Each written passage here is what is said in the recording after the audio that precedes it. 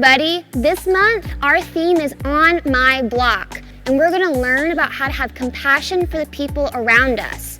When Jesus came to this earth, he did the greatest act of compassion the world has ever seen when he sent his son to die for us. So have a seat, and let's learn more through our story today.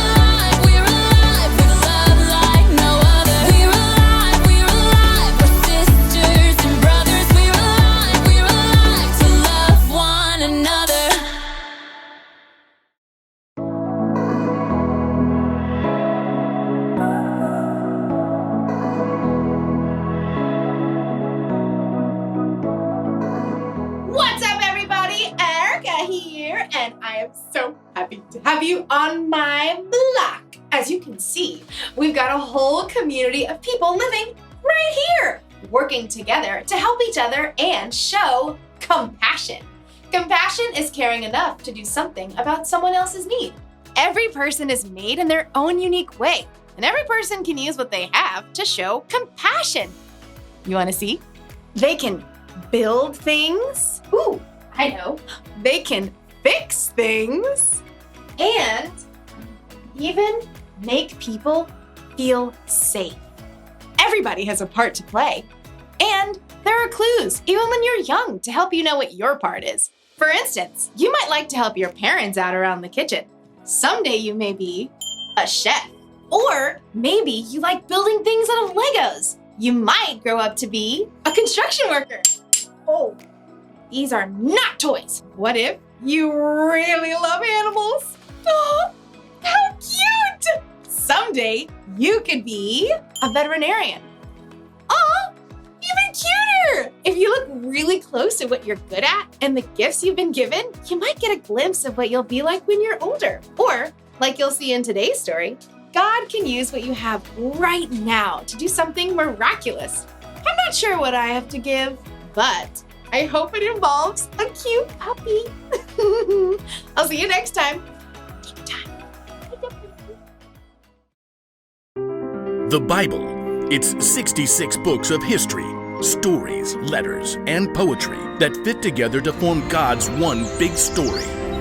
The epic adventure of how He created us and loves us so much that He made a way to rescue us. As we travel through the Bible, from Genesis to Revelation, we discover people who met God and found their lives changed forever. Now, for an amazing story, inspired by the book of John, chapter 6, verses 1 through 13. Let's set the stage.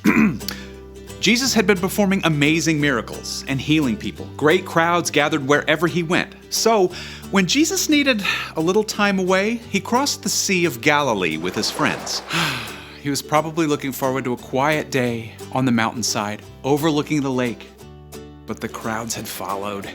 Oh, you've got to be kidding me. Looks like thousands. Should we send them all away? No, I'll talk to them. Even though He was tired, Jesus welcomed the people. He could see the hunger in their hearts, so He sat down on the mountainside and began to teach them. I am the bread of life. Whoever comes to me will never go hungry. Through the heat of the day, Jesus kept speaking to the people. As the sun sank lower, though, people started getting restless. See, nobody planned to stay there the whole day, and everybody was getting hungry. Well, Jesus knew how He would provide a meal, but first, He spoke to His friend Philip. Where can we buy bread for all these people to eat? Philip's eyes widened as he looked down over the mountainside. There are thousands of people here. Even buying enough bread for everyone to have one bite would take more than half a year's pay. Feeding this crowd certainly seemed like an impossible job. Jesus' friends started to check around, trying to see if anyone at all had brought along some food. Now, imagine you are there, on that very same hillside. Early this morning, you heard footsteps and excited voices just outside your home. They say Jesus is heading for the lakeshore. Now, you had never seen Jesus, but you had heard a lot about Him, so you begged your mom to let you go along, please. Please, please, please. It's not far. And she said yes, which is pretty amazing, but she wouldn't let you run out the door unprepared. Here, I've wrapped up some bread and fish for you. Thanks, Mom. So you grabbed the bundle, thanks Mom, and ran out the door, joining the crowd. When you finally reached the lakeshore, the crowd was a little overwhelming, but high up on the mountainside you could see a man surrounded by a close-knit group of followers. Sometimes it's good to be little, so you make your way little by little uphill through the crowd. Excuse me? After a while, you were so close, you could hear Jesus. Anyone who hears my word and believes Him who has sent me has eternal life. You slid under someone's elbow and found a place to sit on a little rock just a few yards away from Jesus.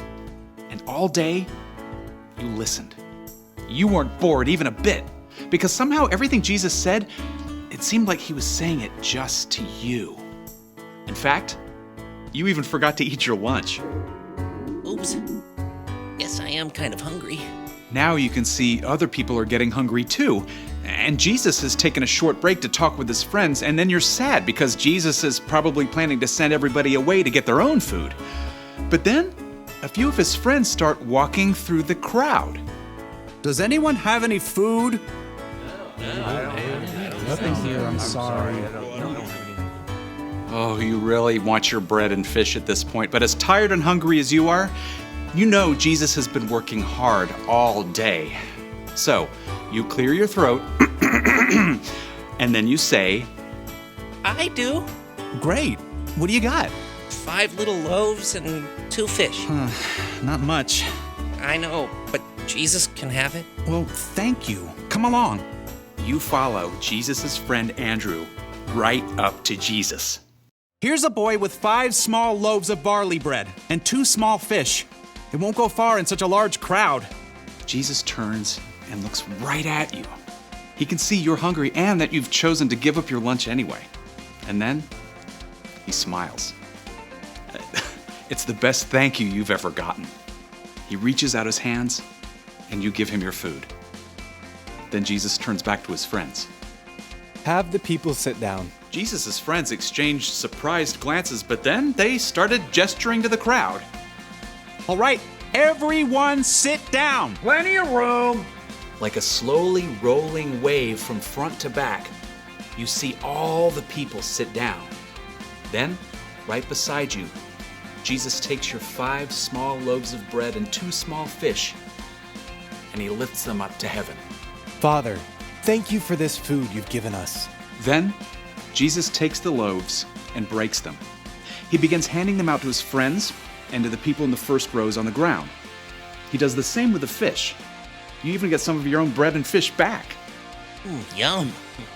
You look around and you can see Jesus' friends still handing out pieces of fish and bread to the crowd. But this is way more than what I gave to Jesus.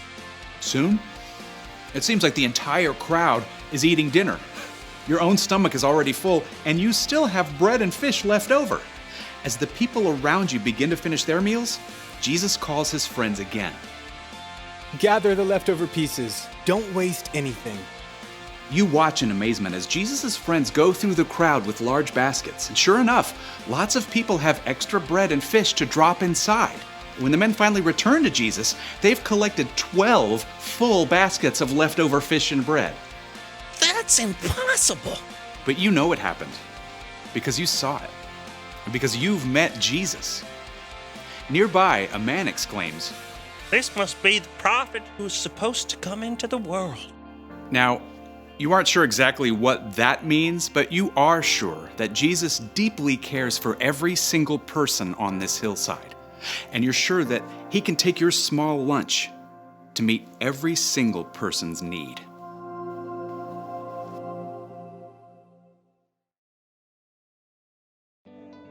When the boys showed up to see Jesus on a mountainside with a crowd of over 5,000 people, it probably never crossed his mind that he could be part of a miracle.